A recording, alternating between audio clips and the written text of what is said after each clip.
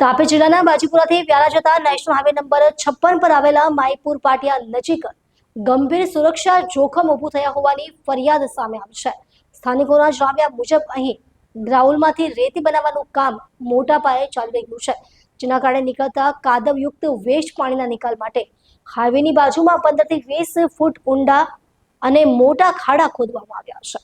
બાજીપુરાથી વ્યારા જતા national highway number 56 પર માઈપુર પાટિયા નજીક ગ્રાઉન્ડમાંથી રેતી બનાવવાનું કામ મોટા પાયે ચાલી રહ્યું હતું અને તેમાંથી નીકળતા કાદવવાળા વેસ્ટ પાણી માટે હાઈવેથી 10 થી 12 ફૂટના અંતરે મોટા 15 થી 20 ફૂટના ખાડા ખોદવામાં આવ્યા છે। હાઈવે પરથી પસાર થતા વાહનો જો પોતાનું સંતુલન ગુમાવે અથવા અકસ્માત થાય તો તેઓ આ ખાડામાં પડી શકે છે અને મોટી દુર્ઘટના ઘટી શકે છે। ગ્રાઉન્ડમાંથી રેતી બનાવવામાં આવે છે અને તેની કોઈ રોયલ્ટી સરકાર લે છે કે નહીં તે પણ તપાસનો વિષય છે।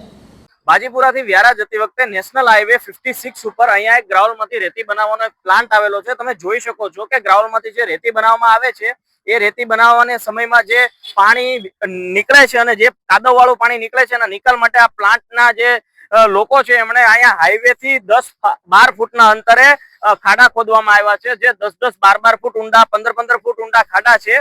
હાઈવે થી માત્ર ને માત્ર 10 ફૂટના અંતરે ખાડા ખોદવામાં આવ્યા છે।